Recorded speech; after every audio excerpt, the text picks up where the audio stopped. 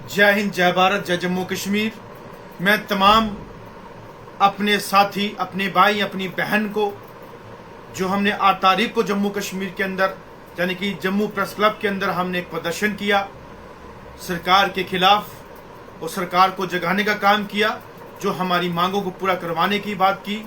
मैं उन तमाम भाइयों की, तमाम बहनों से बहुत बहुत तहे दिल से शुक्रिया अदा करना चाहता हूँ। वो चाहे कश्मीर से हमारे भाई आए हों, चाहे वो रजौरी पुंछ के हों, डोडा से हों, रामबन से हों, पंचारी उधमपुर से हों, रामनगर से हों, हमारे आरसपुरा से हों, जम्मू से हों, मैं तमाम का शुक्रिया अदा करना चाहता हूँ। वो हमारी मेहनत, वो हमारी आंधी का आगाज पूरे जम्मू कश्मीर की हर एक तहसील, हर एक डिस्ट्रिक्ट तक तूफान की तरह जो है वो जाएगा और फैलेगा और अपने हक के लिए लड़ेंगे और हक की बात करके हम आगे बढ़ेंगे और अपनी कामयाबी जो है वो लेके रहेंगे। और मैं एक चीज बोलना चाहता हूं कि जो अपने घरों में बैठ के ये तमाशा देख रहे हैं, अगर उनकी मांग को लेकर हम रोडों पे हैं, अगर वो घरों में बैठ के आराम से देख रहे हैं कि हमें घरों में बैठ के सब कुछ मिल जाएगा, सबसे बड़ा गुनाह तो आपको उन गरीबों का लग रहा है जो रोड पे हैं, जो अपने लिए मांग पूरी करने के लिए रोड पे धरने प्रदर्शन कर रहे हैं और आप आराम से घर बैठे हैं। और आप लोगों को एहसास होना चाहिए कि जितने परेशान आप हैं, इतने ही वो रोड पे आने वाले लोग हैं, उनके साथ भी मुसीबत है। उनको भी पैसे जो है वेजेस बढ़ना चाहिए, उनको अपना हक मिलना चाहिए। लेकिन आप लोग जो हैं जब एक नहीं होते हैं तो हमारी जम्मू कश्मीर के अंदर नाकामयाबी हमेशा होती है। जब आप घरों में अंदर बैठ के तमाशा देखते हो कि कोई करेगा, खुद नहीं बाहर आओगे तो हम कभी कामयाब नहीं होंगे। हम जम्मू कश्मीर वाले हमेशा इसी चीज में पिसते हैं कि हम कभी बाहर नहीं आ सकते। और मैं आपको बोलना चाहता हूं कि इस लड़ाई में आप आगे आ जाइए, बाहर निकलिए। एहसास है आपको अपना, अपने बच्चों का, अपने परिवार का, अपने भविष्य, अपने फ्यूचर का। कोई रोता है मेरी जमीनें लेके, कोई रोता है मुझे 30 रुपया 6 महीने के बाद मिलता है, साल के बाद मिलता है, कोई रोता है कि मुझे लकड़ी पे खाना बनाना पड़ता है, कोई रोता है कि मेरे को ऑनलाइन नहीं किया, कोई रोता है कि हमें 20 साल से पैसा नहीं मिला। लेकिन आप रोते रहेंगे, लेकिन जब हम बोलते हैं कि लड़ाई के लिए बाहर आइए, तब क्यों नहीं आप लोग आते? आपको आना पड़ेगा उस चीज के लिए। जब हम संघर्ष समिति से के बैनर तले संघर्ष कर रहे हैं आप लोगों के लिए, जब हम लोग रोडों पे बाहर आ रहे हैं, हर जगह जा रहे हैं, तो आपको आने में कौन सी शर्म है? कोई झिझक है आपको? शर्म आ गई आप लोगों को? आप लोग घर में बैठे रहोगे, कुछ नहीं मिलेगा। कोई आपको घर पे थाली में खाना डाल के परोस नहीं देगा, खुद मेहनत करनी होगी, खुद लेना होगा आपको। लेकिन आप लोग जब बाहर नहीं आएंगे तो हम नहीं लड़ पाएंगे, हम कभी नहीं जीत पाएंगे। आपका साथ होना, आपका साथ कंधे से कंधा मिला के चलना हमारे लिए मजबूती होगी, आपके लिए मजबूती होगी, आपके लिए कामयाबी होगी। हम हमेशा बोलते हैं। और हमारे जम्मू कश्मीर के अंदर सबसे बड़ी समस्या यह है कि हमारे कुछ खुद के लोग, चंद ऐसे घटिया लोग जो अपने लोगों की टांगे खींचने के पीछे लगे होंगे। वो चाहे किसी भी यूनियन से हो, किसी भी अपना संगठन से हो, वो अपने लोग टांगे खींचते हैं और अपने जम्मू कश्मीर के लोगों का कभी भी भविष्य, फ्यूचर, उनकी कामयाबी के लिए जो है हमेशा आगे आते हैं। अरे शर्म आनी चाहिए आप लोगों को। अब एक एरिया से उठ के, जो कि मुझे डिस्ट्रिक्ट कुपवाड़ा हिंदवाड़ा से इतनी कंप्लेन आती है कि कोई वहां पे प्रेसिडेंट अपने आप को बना के पता नहीं क्या क्या लोगों को गुमराह किया जा रहा है। डीसी साहब से हम भी मिले हैं, हम भी जो है सीओ साहब से, हमारी वहां की जो लेडीज टीम मिली है, उन्होंने 1 महीने का टाइम लिया। जब वो महीने में नहीं कर पाए तो ये कौन से खेत की मूली है ये जो बातें करती हैं बीच में बैठ के कि आप नहीं बनाओ, वो नहीं बनाओ, खाना नहीं बनाओ। अरे स्ट्राइक कौन नहीं करता? किसने बोला स्ट्राइक नहीं होती? यहाँ पे 1-1, 1.5 साल स्ट्राइक रही है, काम छोड़ हड़ताल रही। लेकिन ये जो लोग हैं गुमराह करने वाले, तबाह करने वाले, अगर इनको 20-30 रुपए में वारा है तो बनाओ खाना। अगर इनको लगता है कि 30 साल हम बना चुके, 25 साल बना चुके और 20 साल बना के हम कहीं ना कहीं बूढ़े होकर अपने घर लेट जाएंगे बिना पैसे, बिना पेंशन, बिना इंश्योरेंस के या बिना किसी बेनिफिट्स के, तो बैठिए, करिए। जब हम लड़ाई लड़ने के लिए आ रहे हैं, जब हम आपके साथ देने के लिए बात आ रहे हैं, आप चंद उस ऐसे कोई एक लोकल बंदा उठता है, मैं प्रेसिडेंट हूं, मैं फलाना हूं, मैं ढिमकाना हूं। अरे प्रेसिडेंट कोई नहीं, जम्मू कश्मीर का वो तमाम डेली वेजर प्रेसिडेंट है। जम्मू कश्मीर का तमाम daily wager, mid day meal cook, land donor, ASHA worker, वो सारी की सारी प्रधान है, सारी प्रेसिडेंट है। ये जो दिमाग खराब करते हैं वो इनको तकलीफ इसलिए होती है, इनकी दुकानें हमने बंद करवाई। ये जो कहते हैं 100 रुपए डालो, 500 रुपए डालो, 400 रुपए डालो, ये जो लेने वाले हैं ना, इनकी मैंने बंद करवाए हैं कारनामे, तभी इनको तकलीफ होती है। और मैं सब लोगों को बोलना चाहता हूं, उनके झूठे आश्वासन के तले मत तलो। आप 25-30 साल से किस्ते आ रहे हो इनके तले। एक तो हमारे जो पॉलिटिकल पार्टियां हैं, एक तो उन्होंने बर्बाद कर रखा है, और दूसरा ये जो लोग, चंद लोग जो हैं।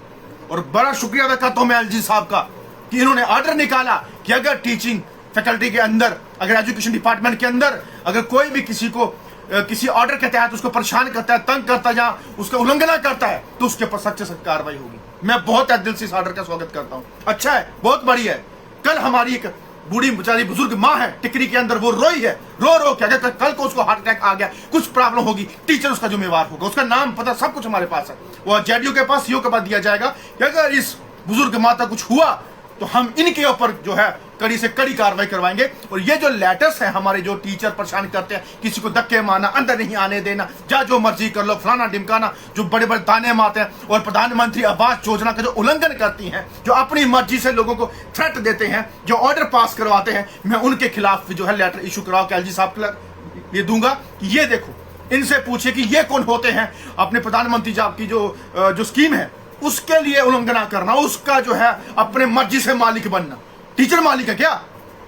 एजुकेशन के डायरेक्टर नहीं आए हैं, उनकी जो हमारे एजुकेशन सेक्रेटरी नहीं आए हैं, उनसे बात होगी, एलजी साहब से बात होगी, सेंटर से बात होगी कि ये कौन है जो नीचे के जो ग्राउंड तबका है टीचर का, ये सबसे बड़ा एजुकेशन के अंदर जो काम खराब कर रहा है, यही लोग कर रहे हैं, यही हमारी स्कीम की बर्बादी कर रहे हैं। अगर कोई लोग इनके साथ चलना चाहते हैं तो उनको प्यार से समझा सकते हैं, इनकी मांग को लेकर आगे ले सकते हैं। जब अब सुप्रीम कोर्ट ने ऑर्डर दिया कि इनके रीटेस्ट होगा, तो लगी मिर्ची इनको, आगे इनको दिक्कत, आगे इनको प्रॉब्लम। अरे सच्चे हो ना तो 2 टेस्ट फिर, अगर दम है तो हमें पता चलेगा कि कितने गरीब के बच्चों को बर्बाद कर रहे हो, सिर्फ चावल खिला के, न्यूट्री खिला के, आलू खिला के, उनको आप जो बता रहे हो ना एजुकेशन, कुछ नहीं है, ये सब बर्बाद कर रखा है। मैं एलजी साहब को बोलना चाहता हूं और हम पीएम साहब को भी बोलना चाहते हैं, इनके ऊपर कड़ी से कड़ी कार्रवाई हो, जल्द से जल्द इनके पेपर होने चाहिए। कुक्स को परेशान करेंगे, सीपीडब्ल्यू को परेशान करेंगे, लैंड जमीनें ले रखी हैं और उनको दाड़े मारेंगे, धमकियां मारेंगे, ये हालात है।